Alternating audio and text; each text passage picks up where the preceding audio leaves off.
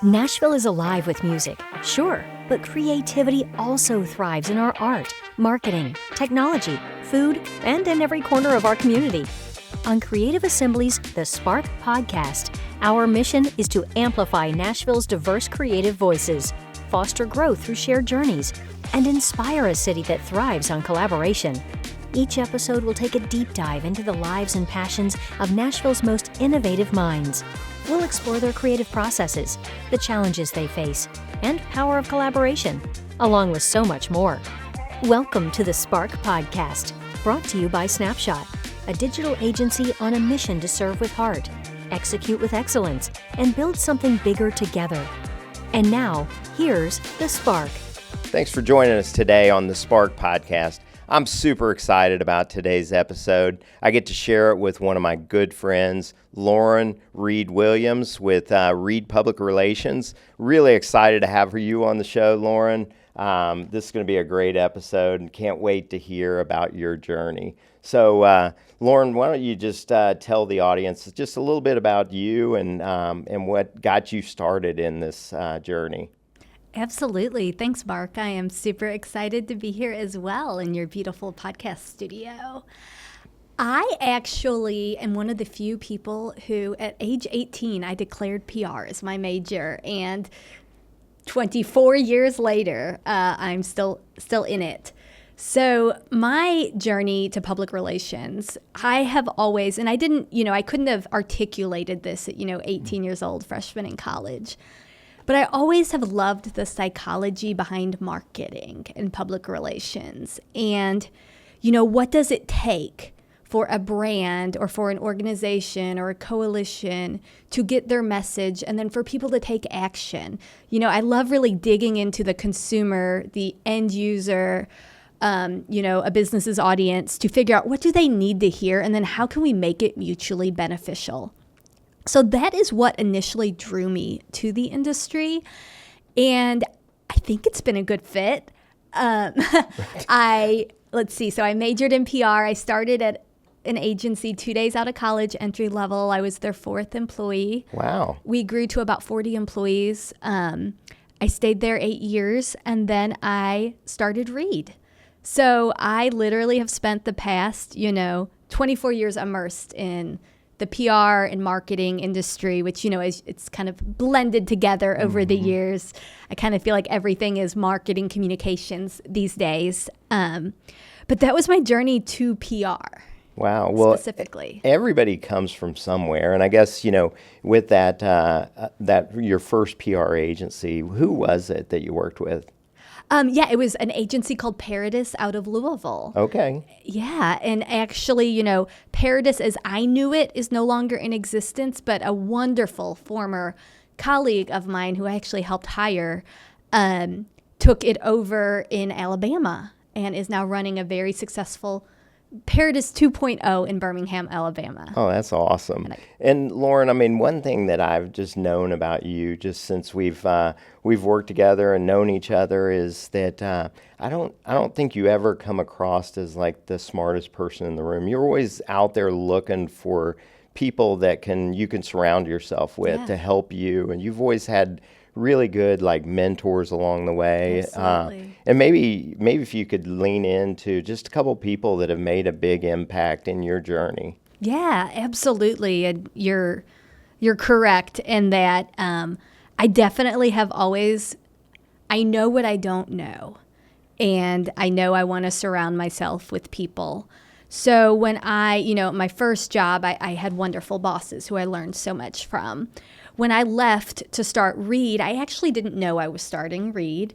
I just knew, I was going to freelance for a little while I looked for a new job. I had hit a point of pretty extreme burnout, and there were some other things going on at the agency that prompted me to put in my notice without a job in place, which for those who know me is shocking because I am such a planner. I'm actually, for an entrepreneur, I'm not a huge risk taker.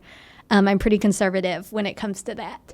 So a day after, and this actually is going to lead into how I met you, a day after I left, a woman who I'd been close with, Hannah Paramore, it was Hannah Paramore at the time, it's Hannah Paramore Breen now, I had gotten to know her because my agency I was working with had the public relations account for the city of Gatlinburg, and her agency, Paramore Digital, had the digital and web work. And, she heard I had left and reached out and said, hey, can you come to my office? And I'm like, oh my gosh, Hannah's going to offer me a job. This is going to be great. Or she's going to help me find a job. And then when I met with her, she said, you're not getting a job. You're a business owner if I've ever seen one. Wow. And she said, you're starting a PR agency. And I know you've met Hannah, and you know her. So picture 29-year-old Lauren, who has like this hero worship, for this woman running this amazing agency. And I'm just like, yes, ma'am.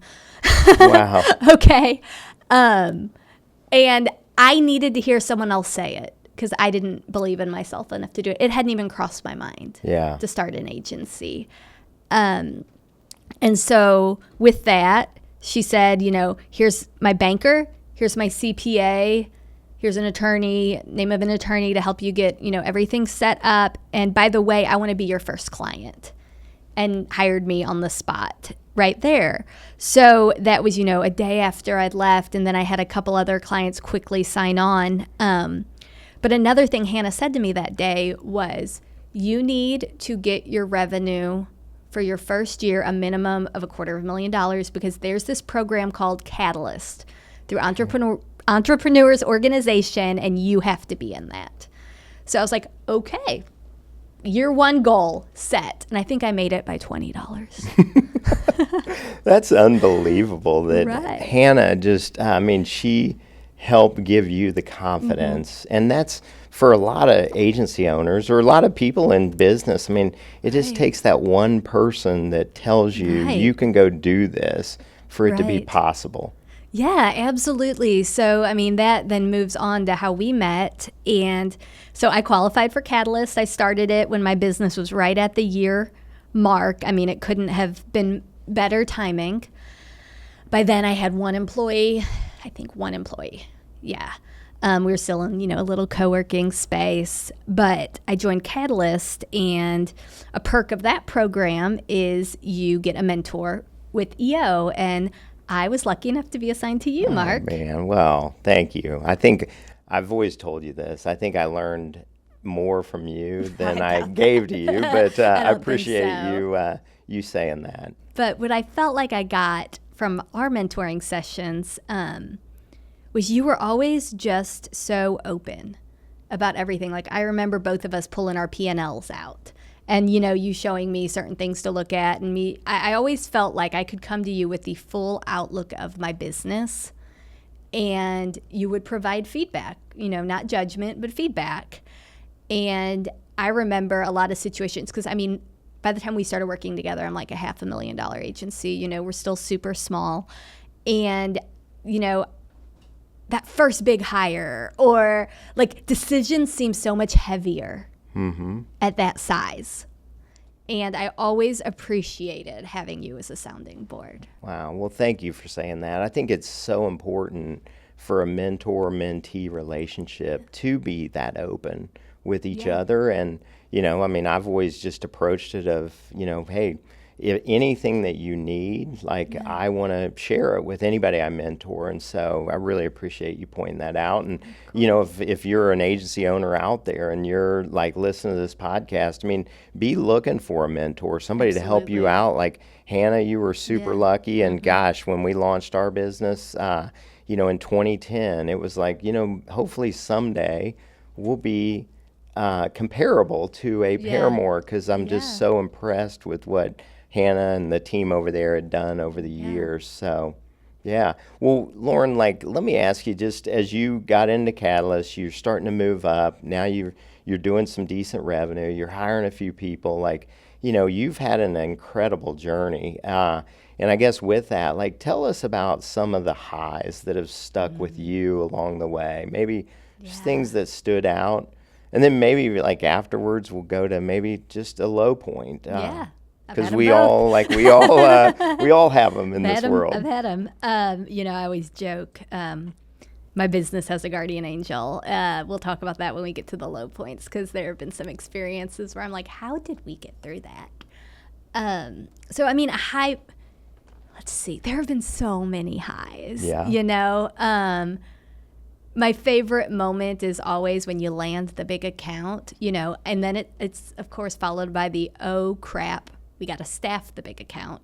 But before that thought crosses, You landed. Yeah, we landed it. We did this. I don't think it's like any one big moment, but it's accumulation of 100 small moments. It's sitting around the kitchen in our office with my team, and like I'm getting chills now and thinking how, wow, like I started this company from my kitchen table out of desperation, not even knowing I was starting a company. And look at all of these relationships that have formed, right? Mm-hmm. It's driving through downtown when family's in town on a Friday night and being like, oh yeah, that's our client. And oh, we opened that restaurant and that. And you know, Nashville in 2012 is very different than Nashville in 2025. Mm-hmm. So even though we have grown beyond Nashville, I mean, probably 60% of our clients are not local at this point, but to see the hand we've had and the role we've gotten to play, like, and it's just been a privilege to be so involved in so much of Nashville's growth over the years. You know, I moved here when I was 10, so I'm very passionate about this city. Wow. And starting it at such a young age and really being like what they say dumb. All the time is like you're an accidental agency owner. You landed your Yes. first client and it's like, oh man, now I got to go hire my first person and Right. oh, now I have a little company and Yeah. how do we build on this? And then all of a sudden you look around one day and there's 15 mouths to feed. Yeah. But Well, maybe like share with the audience, if you don't mind, like share like maybe one of the lower points. And it doesn't have to be specific, but maybe just Yeah. a point where we all go Yeah. through that are like, oh man, you question, am I the right person? It's almost Right. like that imposter syndrome of, always. I started this company and Always. should I even be here? Was there a Right. low point that kind of sticks out to you? And maybe help us as an audience, just how'd you get through it? Yeah. So as I mentioned a moment ago, I mean, the low points have always reinforced for me that I'm aligned with my path and I'm supposed to be running this business, because I can count a handful of times where I'm like, wow, that should have taken us down, you know, from a senior employee many, many years ago, stealing, you know, finding out that, you know, someone you were close to had been stealing from your company, to, I mean, the pandemic. I can't, you know, I'm not alone in that, but, you know, we were heavily consumer focused at the time, and we lost 40% of our revenue in 2 weeks, and we had just moved into our brand new office space. I had signed a 10-year lease on. So, I mean, I have visions of bankruptcy dancing through my head. March, you know, let's say 20th of 2020. So let's go with that one, because that, you know, I think we can all relate to, but it's not specific to COVID. It's a huge revenue loss. Mm-hmm. Like, I think we've all been in a situation where maybe we were a little over leveraged with one client. You know, I always try to no client more than 20% of our revenue. And, you know, we dance above it and we dance below it, but you're never going to turn down the work either. Like, you can't say, oh, I'm sorry, you're getting too big. So we all are there at times. But we were too heavy in consumer. You know, we were doing water parks, hotels, restaurants, all the fun, fluffy, very meaningful, but the more fun work that my team was gravitating to. And the consumer work for us always is higher in the summer, right? It always is. So we were really heavy consumer. And then, I mean, the lockdowns happen. And I remember one day just sitting there, my phone just kept ringing. And I'm like, I just want to hit ignore. I cannot have another contract pause. And that's the only time I can say I didn't know if my agency would make it through. So how'd you get through it? I think you know the story. I was sitting there that same night, because, you know, I can't go to sleep with this major problem. I'm a little neurotic like that, as most business owners are.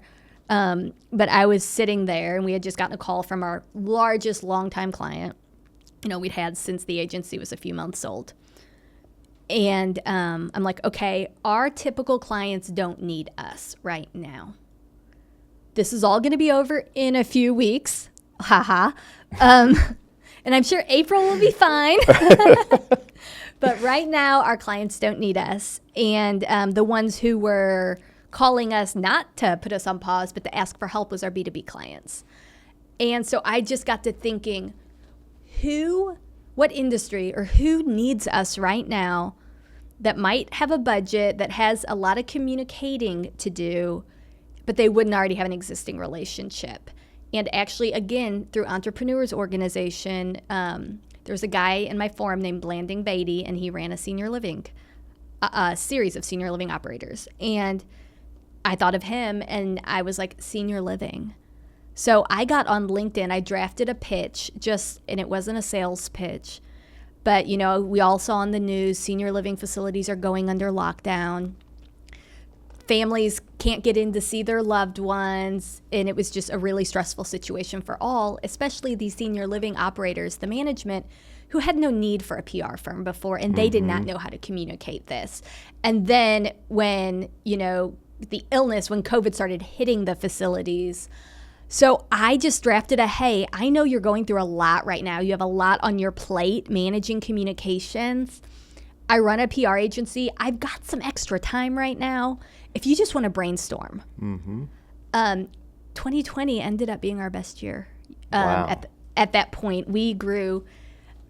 We maybe only grew by like 10% that year, but we lost a lot. So we recouped. Senior living saved our agency that year. We ended up with clients across the U.S. You know, it was really dark work. We were the ones managing death counts and reporting it into the media from the county health department and things like that. It was dark, depressing work. Gosh. But when you're a business owner, all you care about is making payroll.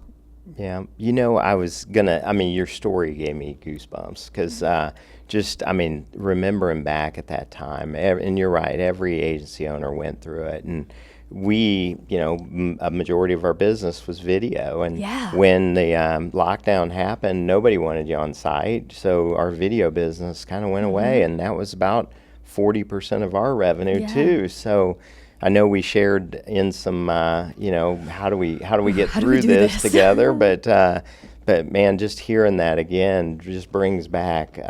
And I remember walking, you know, around the block as we were on lockdown. We couldn't even come into the office, and it was like, am I even going to make it through? Yeah. You know, and so that is powerful. But as a CEO, you have to do what it takes, and you did, and you thrived. And it was, I hear this from a lot of people, it was their very best year. I think 2020 was not our best year, but 2021 was our best year ever, because it really came back for us as we pivoted the agency. So, well, I would say it forced us all to really focus too. You know, we still have senior living clients we met that during that time frame who then pivoted us to just marketing and PR. But for me, I mean, it goes back to, like, yes, there's highs and lows, but I would say that low actually has been converted to a high for me, because I'll tell you, the anxiety around making payroll or worrying about the big unknown, what could happen to take us down, it did happen, and we got through it. So I would say it just created a much healthier relationship, a healthy detachment to my business. I didn't live in constant fear of losing it anymore. I don't live in constant fear of losing it anymore.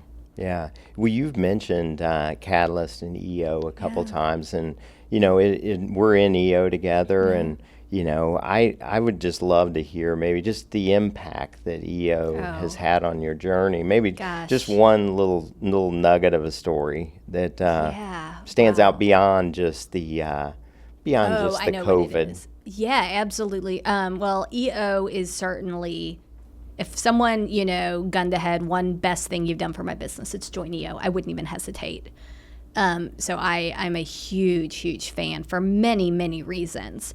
But for me, probably my favorite EO benefit is their global learning and events, global explorations. I attended Global Speakers Academy in 2019. 2020. 2021. I'm like, I was pregnant at the time, so I should remember this. 2021, fall of 2021. And that is where they, really train you. You take 1 week to develop your signature talk and prepare you to then, be a certified member speaker. After the week, you still have to, the word's not audition, but qualify. You have to make a video of your signature talk, send it into a panel who's going to critique, and, you either pass or you don't. Not everyone passes. But I would say public speaking is something I've always done a lot of. I've naturally just found myself on stages without really trying. I'm not someone who's ever seeking the attention, but I do love sharing what I've learned and my experiences within entrepreneurship and the PR and marketing industries. But that week really shifted something for me, and I will say it's the most profound experience of my career. Wow. Having to get up within, there's 40 EO members from across the world, and you're there 5 minutes, and it's all of a sudden, okay, you come up, give me 3 sentences on XYZ, and so if you have any fear, and I've never had fear over public speaking, but I always want to make sure I'm providing the most value. And what I really learned that week was how to make sure any presentation, and not just presentation, any potential new client pitch or phone call or even just a conversation, how to make sure I'm adding the most value for the person receiving the message. And I recommend Global Speakers Academy so much. Wow. Yeah. I'm actually headed to Montreal on Sunday to speak at the Women of EO Global Summit. That's amazing, an opportunity, Lauren. that came from that program. Wow. That is just incredible. I'm so proud of you. Oh, thank you.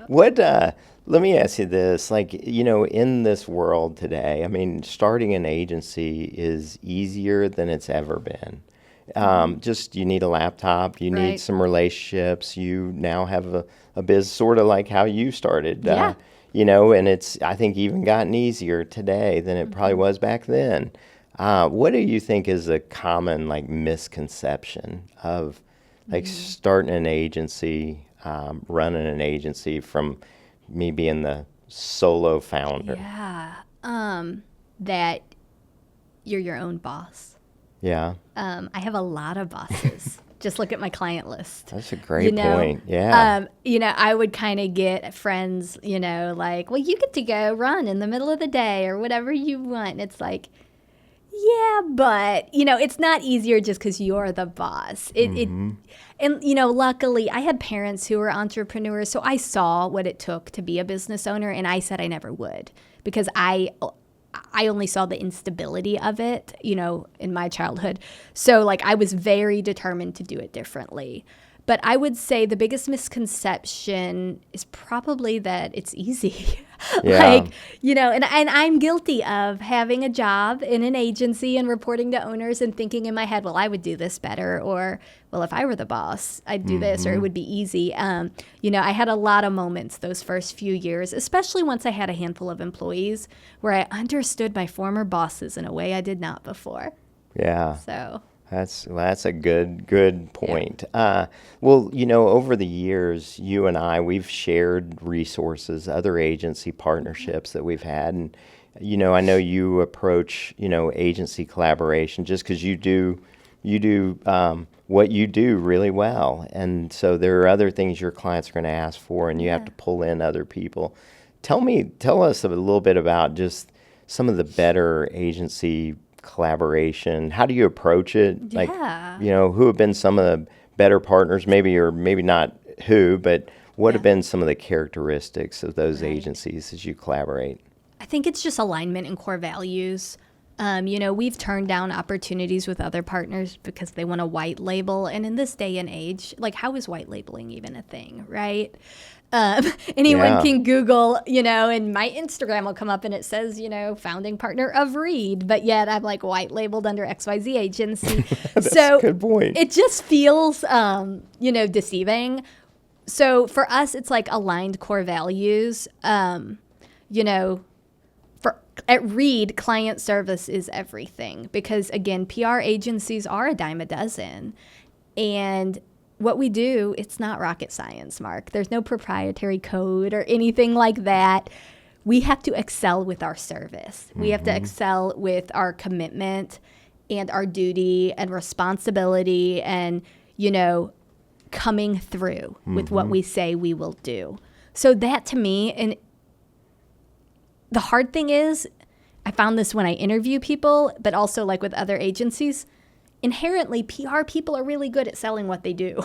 Very good. So it's, okay, how do they live what they preach? Do they walk the walk? We've been so fortunate just being part of the Public Relations Global Network that I've gotten to know other agencies very, very well. And, if there's ever I have a need in a different market, like down in Texas, I know exactly, who's aligned with me. We've done a lot of work with other agencies. But yeah, it's really, can they meet the client service and can I put them on the phone with my client? There have been some creative agencies where it's like, I'm sure they're brilliant, but I try to picture putting them on the phone with like a very corporate client of mine on a Zoom call. Because again, I want full transparency. I don't design websites. I'm not going to pretend to someone I do. I'm going to say, here's someone who's amazing. I want you to meet them. Can they show up as the Reed level of service that we provide?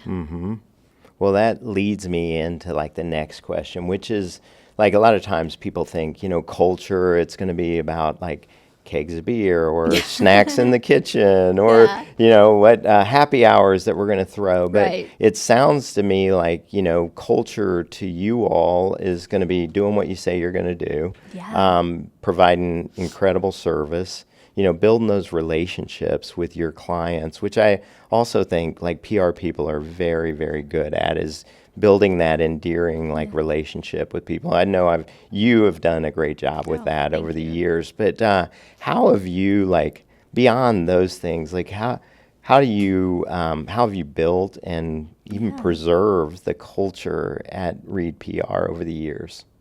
Yeah, it's always a work in progress because the fabric of your culture changes anytime someone new comes in or someone new leaves. Your culture is only what it is at any given day, right? That team sitting around the table, and are they living it? So you can want your culture to be one thing, but if you're not living it day in and day out. There's a few ways that we really, really focus on culture, and it starts with our core values. So from, as simple as integrating our core values into every staff meeting, meaning that, we track all of our client kudos, like emails, like, hey, amazing placement, here's why, whatever. Anytime a client sends feedback like that, it's going to go into a pot, and we read them all out loud every Monday morning to start the week. And then we draw, and we tie it to a core value, right? And then we draw that week, and I don't even know what our gift is these days. I think it's like lunch on the company or something. It's a small enough gift that like we can do it every week. But it's more just a constant reinforcement of, this client said this, and it ties back to celebrate the wins or results oriented, or straightforward. That's one of ours. Be straightforward. Like just say what you mean and mean what you say. Be clear, clear as kind, all of that. But so that's like one little way. But then as far as culture and benefits, I realized a couple of years ago that the benefits we had were probably what I would have wanted.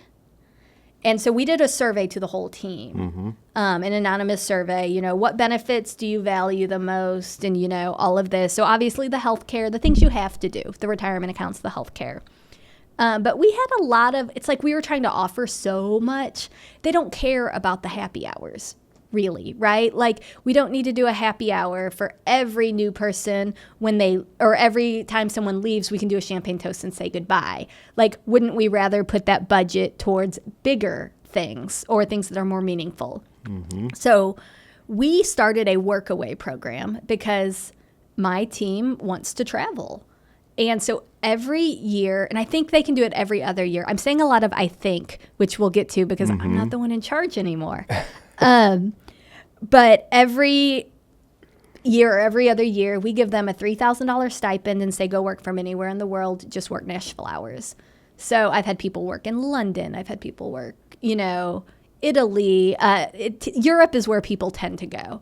That's incredible. And work for a month. And what that does is I believe it exposes them to different cultures, makes them a better employee, but it also, there is a sense of gratitude. How cool is it that I get to work at a place that not only is letting me go work, but they're giving me money to do it. Mm-hmm. And, there's stipulations. You have to be in good standing. You can't be on a performance improvement plan or anything like that. But so we try to do different benefits that like really speak to what our company, like who's employed wants and what they would use. And we got that idea from our media profile, an agency in Toronto who we're partners with. Wow. That's unbelievable. I really hope, a couple things that I picked up from you there that I hope the audience like keys into is one, the recognition of the wins, which I know, I know you're big on, and it's like, how many days do we just focus on like that one problem that happened with the client? Right. And it's like, in the agency world, there's usually that one problem, and there's this client that's, yelling, but you miss the 500 great things that you did to focus on that one thing that really, you can fix pretty easily most of the time. But like just having some sort of cadence where you do it for the Reed PR team that just keeps everybody motivated. That's incredible, Thank you. And there's always going to be problems. Our job is literally solving problems. So I've also tried to kind of pivot that and reframe with my team, a client's upset okay, well, our job is to solve problems. So let's just very matter-of-factly deal with this and let's try to take all the emotion out of it, right? Yeah. The other thing that I picked up on was just even sending out the survey, and what I've seen over the years, you've seen it too, I'm sure, is that, 50% of the people are going to be demotivated by some new cultural thing you do. Right. Just like the happy hours, like 50% of the people want to get home to their families. I am that 50%. Yeah. Like I am the introverted person who's like, why are we having so many happy hours? Yeah. And it demotivates you. Yeah. So, but anyway, so those were a couple great nuggets, good takeaways. So appreciate it. I guess, if you could go back and give your younger self or maybe a new agency owner that's starting out a word of advice, what would that be? So this is advice somebody gave me and I can't remember who. And I'm sure I've heard it a lot. It's always run your business as if you're going to sell it. And that was always my goal. So, about a year or two in, I went to New York and I did a workshop with Rick Gould, who there's a lot of Ricks out there, agency experts with, the benchmarks of what it takes to run a profitable agency, a sustainable, profitable agency. And I was fortunate that I had P&L access at my prior agency because I ran our Nashville office. So I knew what it took. I knew, what revenue we needed. I knew staffing ratios and all of that. But I printed that out and I had it on my desk, and I don't even need it anymore because I have the ratios memorized. But when I hired a CFO, I gave them to her. I'm like, our staffing can never get above this.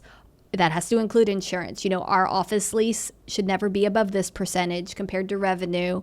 And so I have just always run my business in a way that I wasn't dreaming of selling. Even 3 years ago, if you asked me if I would ever sell, I would be like, no, this is my baby, but things change quickly. But running it like you're going to sell it, because if you run it like you want to sell it, you probably won't want to sell it because you won't have a lot of the issues that seem to plague agencies like cash flow or, things like that. So I just always tried to run the agency where, it was just healthy. I knew what those benchmarks should be. Yeah, that's a great piece of advice too, because a lot of agency owners that I see and talk to, they're just running a job, really. They run an agency that is slightly profitable, some unprofitable, some break even, And it's like, you just have a job versus, it's too much stress to not make money doing it. Yeah. And sometimes people feel bad about like, oh, well, I shouldn't be making profit. So much more than my employees or this or that. I struggled with, I always knew we needed healthy profit margins. But I came to it from, having a father whose company failed. So I definitely came to it with businesses can fail. I've learned over the years, it's like what you just said, some people are just running their agencies. There are a lot of graphic designers, PR people running agencies, and they're just graphic designers who happen to run a business, right? I've learned I'm an entrepreneur, and so are you, Mark. What we happen to be selling is marketing, PR, video, right?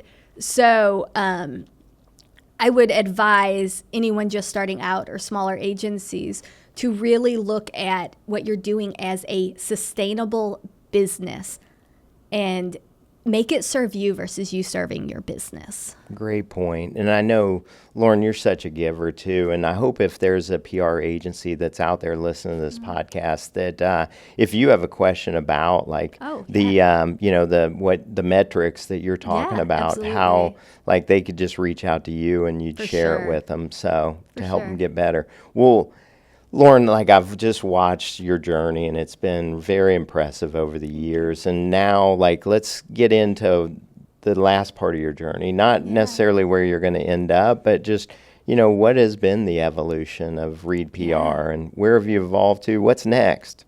Right. It's been a ride. And, I'm not at the end of the ride yet, but I certainly am way less necessary at my agency, which is a great thing. It's somewhere I'd hoped to be for a long time. I have 3 women who were recently promoted to partners. They're longtime employees of mine. 2 of them started as interns right out of college. So about 2 years ago, I started training them. They showed promise and they showed the desire to help run the business. And so we started we jokingly called it CEO school. And I spent the past 2 years really letting them model, everything I'm doing, sit in, shadow. If I had a phone call with Brittany, our CFO, they would get on it. After a year or so, they had access to all of the books, every piece of financial data within the company, including what I make. And, I went back and forth on that. But at the end of the day, they had expressed interest in buying in. Well, they need to know everything. And they also, someone said to me, if you're worried about making too much, but they're wanting to be an agency owner, don't you think that's motivating to them? And I'm like, oh, that's a good point.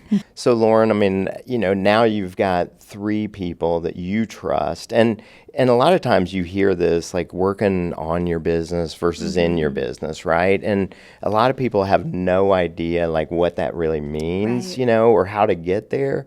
And it sounds like you figured it out by being open, transparent, pulling them into every meaningful meeting that it took to get you out of the weeds. And I think there's a lot of agency owners, myself included in the past, that have tried to hang on a little too tight. And you'll never grow the people that are going to get you where you're at today. And so now you've allowed them to take over, buy into the company, and be a bigger part of where Read PR is going. Yeah, no, that's absolutely right. So, but it was a process. There are days when I'm sure if they were sitting here, they'd say the same thing. There were tears and I didn't know if I wanted it and they didn't know if they wanted it. So it was a hard 2 years to get to where we were. But Q1 of this year, I actually took a sabbatical, a 90-day sabbatical. I did not work in the business at all. I didn't log into QuickBooks. I let them run the company, and we had our best quarter ever. Really? Which is humbling. It's amazing. It's amazing, yeah. But it's humbling. Oh, I really am not as necessary. And it's we all hope to get to that point, and then you get there, and it's what do I do now?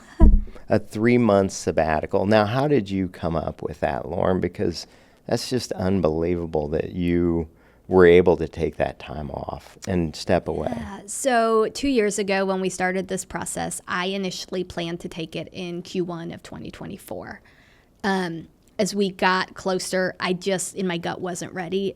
There was just some uncertainty on certain things and, some relationships, some employees. And I was like, I can't leave right now. You know in your gut. So we took the rest of the year to prepare. About 6 months into 2024, I stepped back but was still available. I let them kind of trial run it. I had co-founded another organization I was spending a lot of time on, and I was still meeting with all of them regularly. I still had some clients of my own, although towards fall, I let go of any clients that I was on. So to really set up to truly take some time off. And what led to it, honestly, is I was just so burnt out after, at that point, 20 years in the agency world. I was just so burnt out. And like you, we're in Nashville. Nashville's a hot market. You always get phone calls of people who want to be in Nashville. Can we buy your agency? So we have a Nashville location. And I was ready just to walk away, be like, take it, sell it to the highest bidder and walk away. And while at the same time I had a senior leadership team who was interested in buying it from me. And I always knew in my heart that would be the option I had the most peace with. But I also knew that would be the most difficult option because, number one, I had to train them, for it. Number two, there was probably going to be a little owner financing. And I had to ask myself, can I truly own the business still? Or them, finance it and not worry about how it's doing, right? So I thought, this is a trial run. I took the 90 days with the intention of really figuring out what I wanted to do with the business. And, it validated that I've got the right team who wants to take it. Yeah. Well, they say that selling to, your team is usually always a better option just because it can carry on. Plus you've made the next generation of agency owners and, hopefully they create wealth for their families as well. And so you've got an amazing team who I know you're feeling super comfortable with, taking Read PR to the next level. You're global speaking, in EO and other organizations. So you started another venture, Wealth of a Woman. Maybe talk into that, and then what are you going to leverage from that? What's next beyond just Wealth of a Woman? Tell us a little bit about that, though. Sure. So Wealth of a Woman is something I co-founded with Teresa J.W. Bailey, who is a longtime dear friend of mine, client of mine, and I've been a client of hers. She's a wealth manager. So something we both have had a lot of discussions about over the years was just women and their relationship with money. Entrepreneurs and their relationship with money, yes, but specifically women. And I personally have, suffered a lot of anxiety around money, even when my balance sheet looked fine. So I was finding out I was having fears that didn't match my current reality. And Teresa's working with a lot of entrepreneurial women and seeing the same thing. And we just started talking about, let's do something about this. It ended up being, this was last spring, about a year ago. In 2024 was the 50-year anniversary of the Equal Credit Opportunity Act, which gave women the right, only 50 years ago, to have bank accounts in their own name. Not bank accounts, credit in their own name. So if you look at that, for thousands and thousands of years, women have been disempowered with finances. And then 1974, finally we're allowed to get credit in our own name. What if a woman wanted to start a business, or you had to get permission essentially in the form of a cosigner from your husband or father? But there was a study that came out a couple of years ago that really, I felt, this is an issue. And it was by McKinsey, and that by 2030, women are going to hold the majority of the wealth in the nation. So it's okay, whoa. we just got empowered with money, and now we're going to have all this money coming to women. And there's various reasons why it's coming to women. Women live longer, all of those things. But it's like, are we equipped to deal with this? So we created a 6-module, completely free online course to help women create healthier relationships with money. And we have women across the country going through it right now. Yeah, man. And I know we've had some folks from Snapshot come join Wealthful Woman when you did the kickoff. Awesome. You guys did a great video for us. Well, thank you. And they were blown away by what you guys are doing. So what, Lauren, is there anything that like maybe I didn't ask or that you'd want to share that you think could help out the audience? No, I'm so passionate about, reducing burnout among agency owners, taking the steps to creating a business that serves you, rather than you serving your business. And yes, we should all serve our businesses and be servant leaders to our employees and all of these things.